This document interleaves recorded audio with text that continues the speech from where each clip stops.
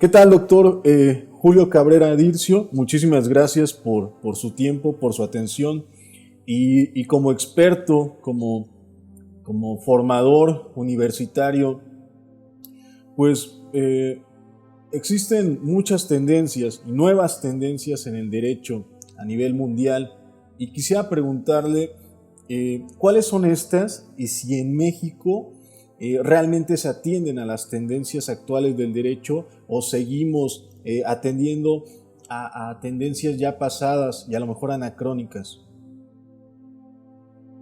Bien, pues yo creo que las nuevas tendencias del derecho en este momento ya van enfocadas hacia la persona. Anteriormente nosotros lo que queríamos era adecuar la ley, ¿no? Adecuar los ordenamientos jurídicos, los órganos encargados en los estados de legalizarlas, ¿no? De hacer las leyes, y nosotros vemos que esto al final no ha logrado ese fin último del derecho, que es la armonía social. ¿Esto qué implica? Bueno, esto implica que necesariamente se tenga que voltear hacia estas nuevas tendencias con la finalidad de adecuar la norma, no el derecho, la norma a las necesidades propias de una sociedad siempre cambiante como la nuestra. Esto no es nada nuevo. Yo quiero comentarte que, por ejemplo, si tú ves el Código de 1940-42 de Italia, ¿no? El Código Civil, ya desde 1940 cuestionaba de manera directa la duración excesiva de los juicios. Y en una de sus partes lo que decía era que se necesitaba buscar un procedimiento abierto, público y rápido, evitando el exceso de formalismo paralizante.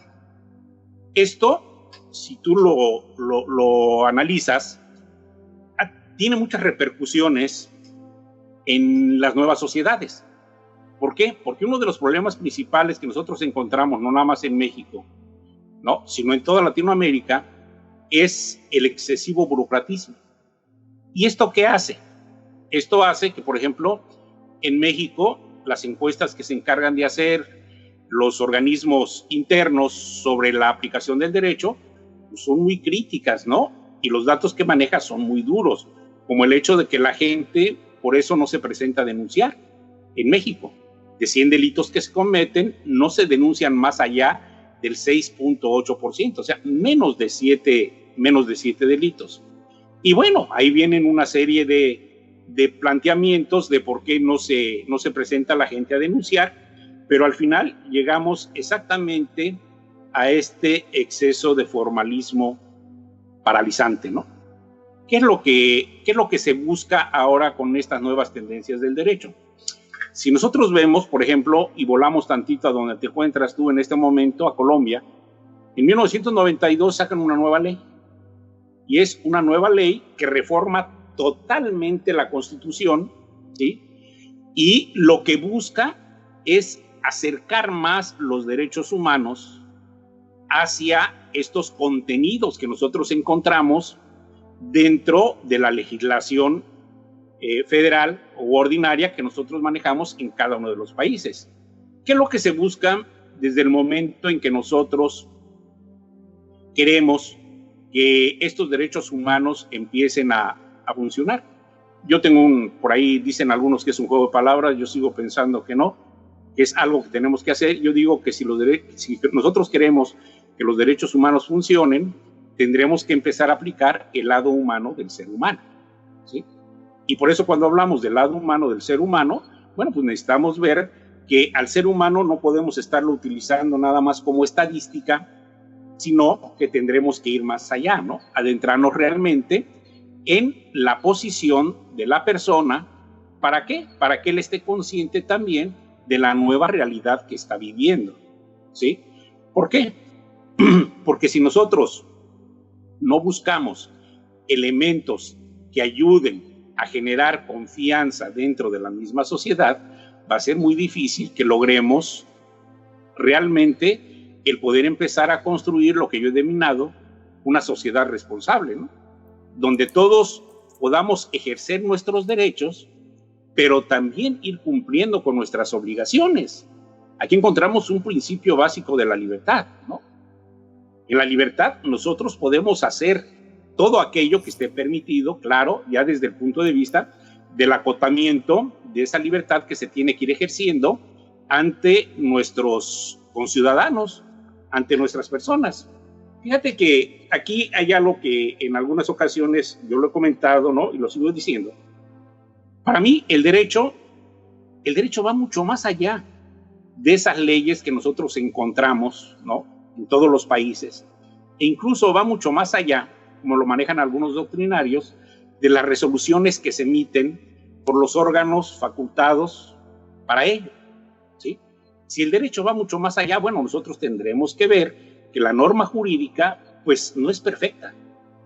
Y la norma jurídica lo único que trata de generar son esquemas de conducta, pero que quedan a la voluntad del sujeto, si el sujeto esas normas de conducta las respeta o no. Y eso al final es lo que hace que se pueda hablar de que esa legislación es funcional, ¿sí? O en su caso sea disfuncional. ¿Por qué? Si tú te fijas, por ejemplo, cuando nosotros, desde el momento que nacimos, el ser humano, lo que hace es una especie de pactum o de pactos, ¿no? ¿Por qué? Porque en esos pactos, el ser humano lo que está haciendo es buscar los satisfactores que necesita para su, dicen unos, sobrevivencia, otros lo manejan como supervivencia, ¿no? Con esos pactos lo que está buscando son esos satisfactores que nos ayuden a ir resolviendo, en primer lugar, como lo podemos ver desde el libro de Platón de la República, las necesidades primarias, ¿no? Y después las necesidades secundarias. ¿Por qué? Porque cada uno de nosotros tiene determinados intereses y es necesario, para generar un equilibrio y un orden dentro de la sociedad, que esos intereses se vean representados en esos pactos de intercambio a los que yo hago mención. ¿Por qué? Porque son necesarios para asignar derechos y deberes y en su conjunto. Si nosotros hablamos, por ejemplo, de ese concepto de felicidad, bueno, pues necesariamente esos pactos nos deben de llevar a buscar la felicidad que todos nosotros esperamos, ¿no? ¿Sí? ¿Con cómo? Bueno, pues realizando cada uno nuestras actividades, ejerciendo nuestros derechos, cada uno de nosotros de manera libre, pero también cumpliendo con las obligaciones, ¿sí? Si nosotros vemos, también encontramos criterios universales, ¿no? Y esos criterios universales van a fijar el comportamiento de la sociedad. ¿Qué es lo que tendremos dónde tendremos que encauzarlos de manera directa?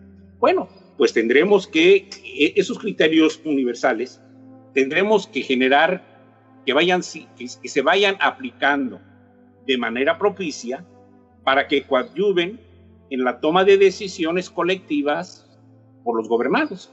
Y si nosotros logramos la participación colectiva de los gobernados, pues esto nos va a llevar a que la asignación de cargas, ¿no? La asignación de obligaciones se vayan dando y no nada más se generen de manera espontánea, no, sino se generen desde el punto de vista racional y desde el punto de vista ético. Si nosotros empezamos a generar las condiciones para actuar de manera racional y ético, gran parte de esos pactos, ¿no? De esos convenios, se van a cumplir sin que necesariamente tenga que participar el Estado de manera coercitiva para obligar a uno o a ambos que realmente se pueda cumplir ese tipo de pactos. ¿Por qué? Porque al final la vida del ser humano transcurre todos los días celebrando este tipo de pactos.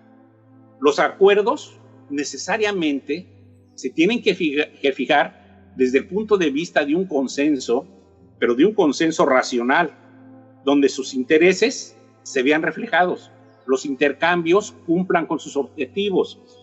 Y esos intercambios, al cumplir con sus objetivos, lo que van a generar es la condición propicia para que nosotros empecemos a hablar de la armonía, ¿no?, que debemos de encontrar ahora sí en el derecho, no en la norma jurídica, ¿sí?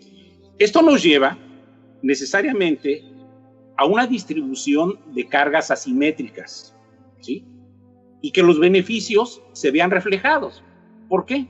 Porque si no lo vemos reflejados, ese tipo de situaciones, va a ser muy difícil generar la confianza, ¿no?, desde el punto de vista racional de las partes.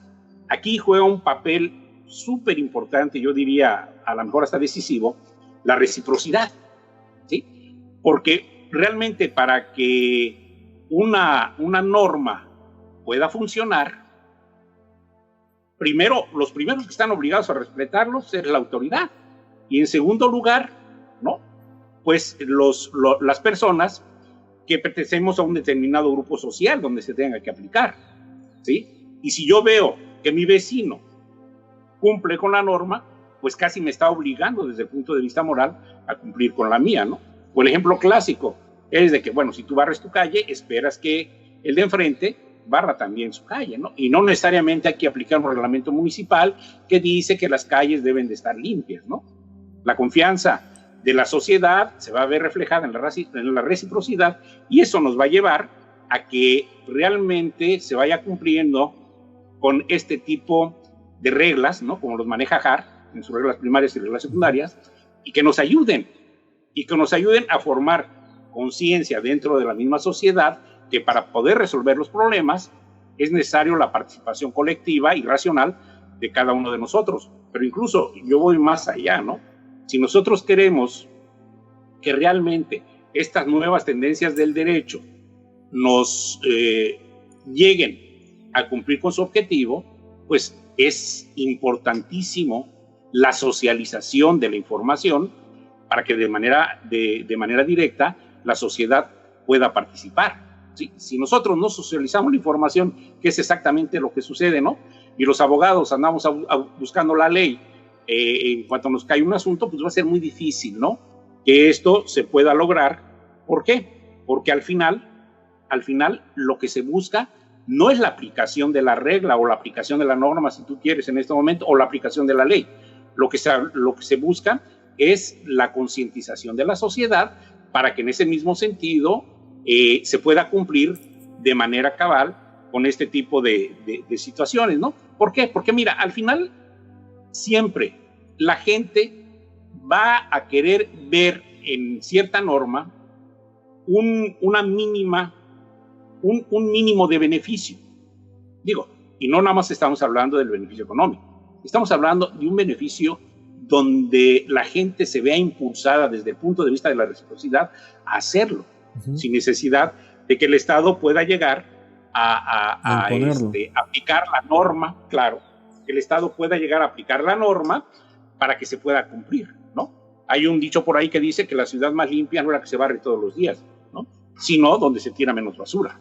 Entonces, si nosotros empezamos a trabajar de manera consciente, ¿sí?, y racional, pues vamos a empezar a trabajar en lo que nosotros generaríamos dentro de la misma sociedad como confianza, ¿sí? Y la confianza no es más que un acto de fe. ¿Por qué? Porque vas a fiar, ¿sí? Vas a confiar en alguien. Ahora bien, la confianza se construye. ¿Y cómo se va construyendo? Bueno, se va construyendo desde el punto de vista de que los actos que tú vas realizando realmente se ven cumplidos, pero como una obligación moral, no como una obligación jurídica, ¿no?, donde gran parte de ese cumplimiento se ve reflejado en el diálogo, ¿no?, en el diálogo que hay entre la misma gente, y ese diálogo va a generar una comunicación, y esa comunicación es la que nos va a llevar a poder encauzar este tipo de conflictos. Es muy fácil, por ejemplo, yo lo veía en el sistema tradicional, que dos partes generen un conflicto y que de ahí se vayan con un tercero, que en este caso es el Estado, a que lo resuelva, ¿sí? Si nosotros utilizáramos gran parte de los elementos de los que yo he comentado, ¿sí?, no va a haber necesidad. ¿Por qué? Porque el Estado única y exclusivamente va a participar ante el incumplimiento de la obligación. Y aquí hablamos de que si nosotros celebramos convenios, si asignamos derechos y deberes recíprocos, ¿sí?, y eso va a ir generando las condiciones propicias y van a coadyuvar a las tomas de decisiones, que al final lo que buscamos es que realmente vivamos en una sociedad ordenada. Yo te decía, ¿no? Yo te hablaba de Italia, por ejemplo, en este Código Procesal Civil, ¿no? Y en este código, bueno, lo que se buscaba ya era la agilidad procesal. Si nosotros nos regresamos a Estados Unidos, nosotros en Estados Unidos podemos ver, por ejemplo, el nacimiento de la justicia alternativa, ¿no? O los MAS, como se denominan ahora, los medios alternos de solución de conflictos, o medios jurídicos alternos de solución de conflictos, ¿no? ¿Y qué es lo que buscaban? Bueno, pues formar una sociedad que fuera responsable. Ahora ellos han estado manejando una nueva tendencia que, bueno, en México sería muy difícil aplicar, y en Latinoamérica en su conjunto, que es el derecho colaborativo, ¿no? Y en el derecho colaborativo, realmente lo que se busca es que sean las partes las que propongan ya las alternativas de solución, e incluso el abogado que los representa, antes de iniciar el procedimiento colaborativo, firma un convenio donde se compromete a representarlo única y exclusivamente en la instancia colaborativa. Si ya alguno de ellos se quiere ir a la instancia de la justicia tradicional, se va, pero el abogado colaborativo no lo representa, ¿sí? Esto hace que nosotros veamos que hay el rompimiento de ciertos paradigmas, ¿sí? Y ese rompimiento de estos paradigmas, pues, se tiene que ir adecuando a la realidad en la que estamos inmersos. Tú puedes ver, por ejemplo, ahorita los problemas que se generaron con el COVID, ¿no?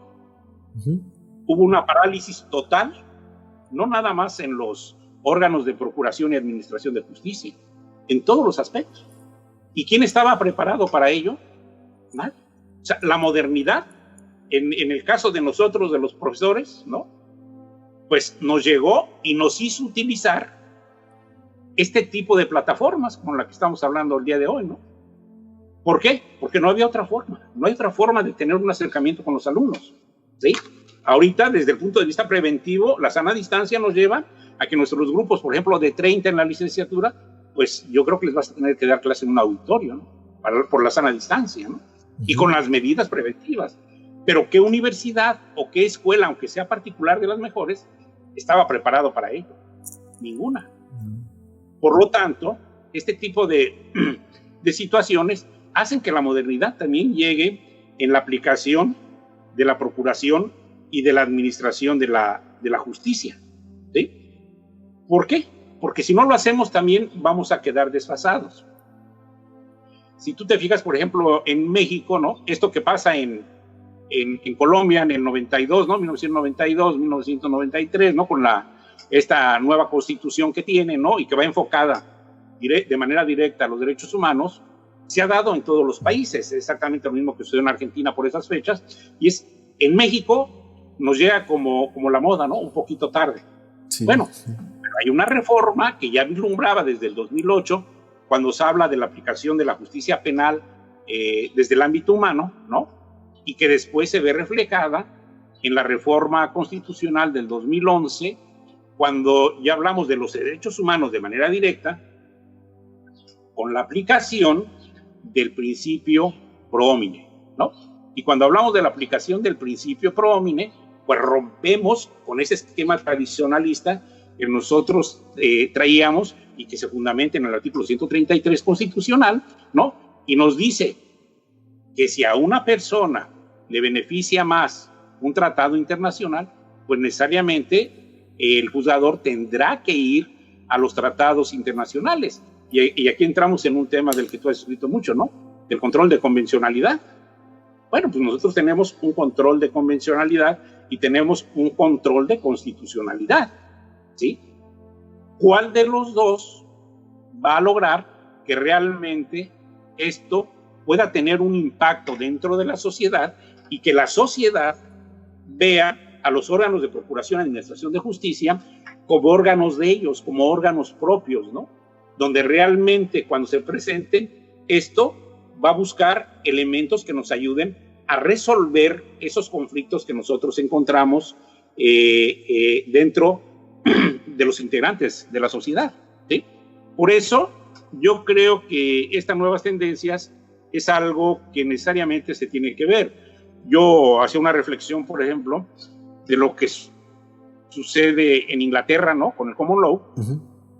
Ellos se llevan empiezan a aplicar el mismo derecho que nosotros, el romano germánico, pero cuando empiezan ya de manera directa a ejercerlo con base en las costumbres y tradiciones de esa misma sociedad, pues empiezan a hablar de un derecho anglosajón. Y cuando hablan del derecho anglosajón, hablan de un derecho más cercano a la persona, al individuo, ¿no? Y encontramos, por ejemplo, una de las fuentes formales es la equity o la equidad, ¿no? ¿Y qué es lo que se busca en la equidad? Bueno, ¿cuál es la diferencia entre el concepto de justicia que nosotros tenemos en este momento y el concepto de equidad, ¿no? Bueno, pues que en el concepto de justicia no implican los valores y que tu principio básico es la ley, ¿no? Y nosotros hablamos de que en México, si lo vas a hacer desde el punto de vista de la legislación o del derecho positivo, pues todo acto de autoridad debe de estar fundamentado en la ley. ¿Sí? Si nosotros lo vemos desde el punto de vista de la equidad, vamos a encontrar que en la equidad vienen los valores. Y cuando hablamos de que en la equidad intervienen los valores, pues se rompe con este esquema de la ley y lo que se busca aquí es exactamente, ¿no?, lo que hacen en Inglaterra de establecer los juzgados, ¿sí?, o los tribunales más bien, los tribunales en equidad. ¿Cuáles eran los asuntos que se iban a los tribunales de equidad? Ah, bueno, se iban a aquellos asuntos que no se podían resolver en el sistema tradicional. Uh-huh. ¿Por qué? Por el excesivo formalismo del que nosotros hablamos, ¿no? Y si tú lo ves, por ejemplo, en México todavía la reforma que genera el 2008, ¿no?, en materia penal, habla de la justicia alternativa, ¿no?, o de los medios alternos, ¿sí? Y cuando habla de los medios alternos, si tú te vas a la ley general de medios alternos en México, en materia penal, tú vas a ver que ya hay un principio rector que retoma este tipo de situaciones de las que nosotros venimos hablando, cuando habla que un principio rector en la mediación es la simplicidad y la flexibilidad. Ahora, yo me pregunto, ¿hasta dónde realmente están preparadas las personas para aplicar este principio de simplicidad y de flexibilidad, ¿no? Y ahí es exactamente donde nosotros encontramos otros elementos que tienen que ser analizados, ¿sí?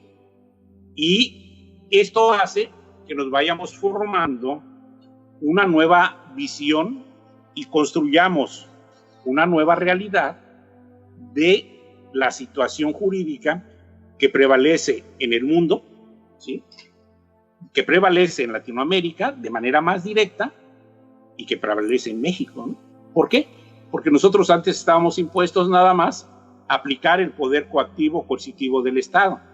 Y resulta que todas las cárceles están llenas, ¿no? Sí. Que todas las cárceles tienen sobrepoblación, que todas las cárceles tienen hacinamiento. ¿Por qué? Pues porque, por ejemplo, en México no se logró aplicar muy bien la reforma penal, ¿no?